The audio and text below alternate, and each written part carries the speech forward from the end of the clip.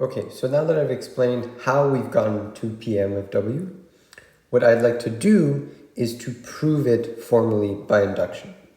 And so this proof is going to be quite useful to look at because it has a few tricks that are going to come up again throughout the semester.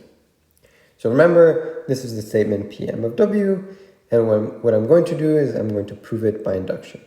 And it turns out that this induction is going to be on the length of the string W.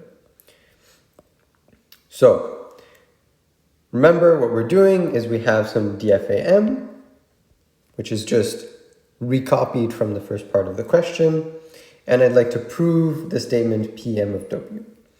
Before we get started, I'd just like to observe something about the statement PM of W, and that's that it's a conjunction of implications, right? So it's a logical conjunction of logical implications. So in other words, I have my first statement here, which is an implication. It says, if this statement, then this statement. And so what I've done is I've just, for convenience, renamed this or given it a variable name. And in this case, it's P1. So in other words, this can be read as if P1, then Q1. And again, I do the same thing for the second implication, if P2, then Q2, and for the third one, if P3, then Q3. So this is just going to make things slightly easier when I'm just talking about the statement in general.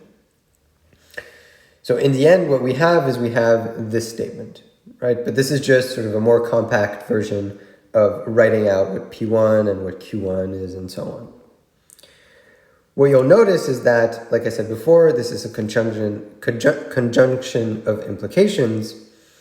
And what's also important to notice is that the proof that we're going to do by induction is going to be over all of these implications. So I'm not going to individually prove if P1, then Q1, and then prove if P2, then Q2, and then prove if P3, then Q3. I'm not going to do these proofs separately.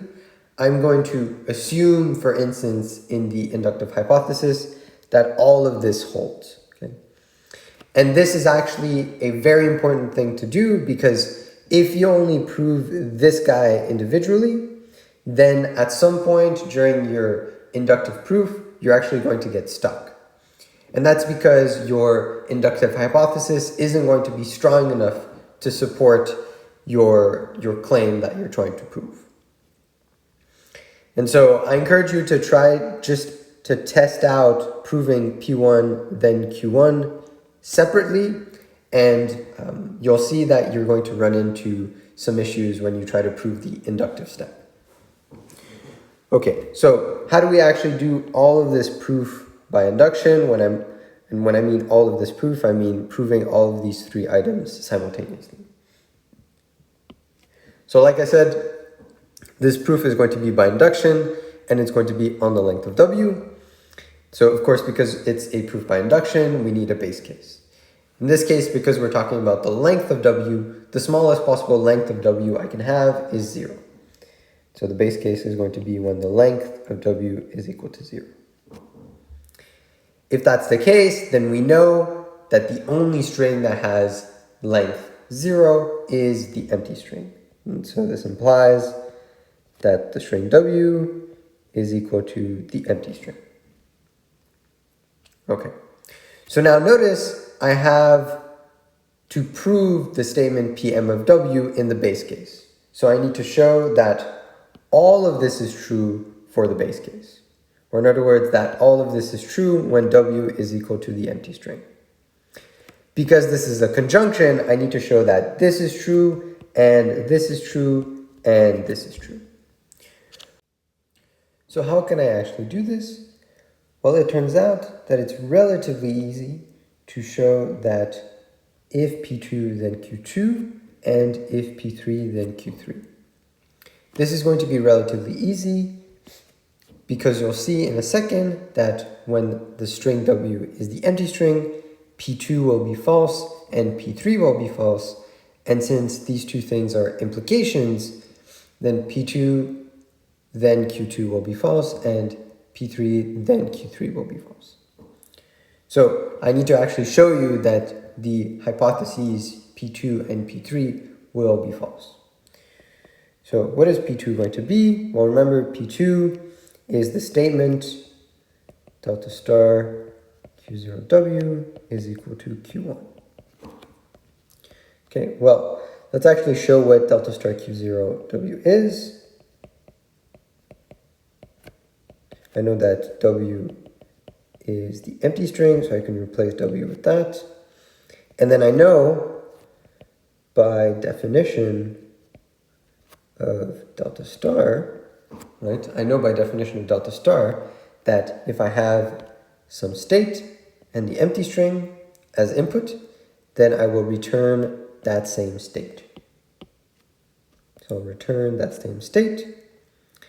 And so now clearly you can see that this statement here, this is the statement P2, is false. So this implies that P2 is false.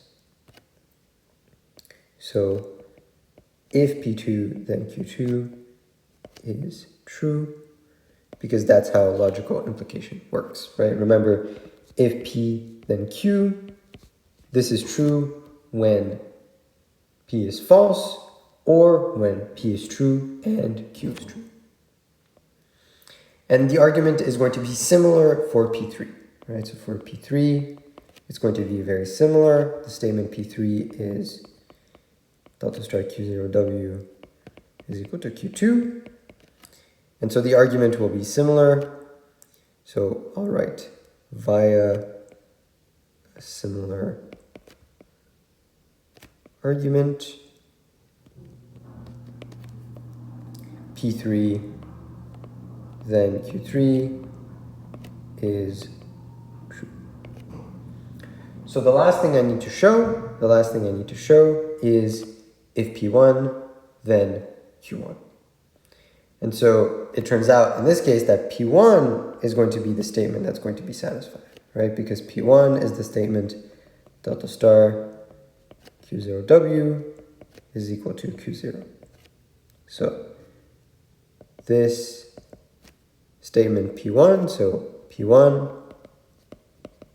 is true for W is the empty string. So now what I need to show, I need to also show that Q1 is true. So now I need to show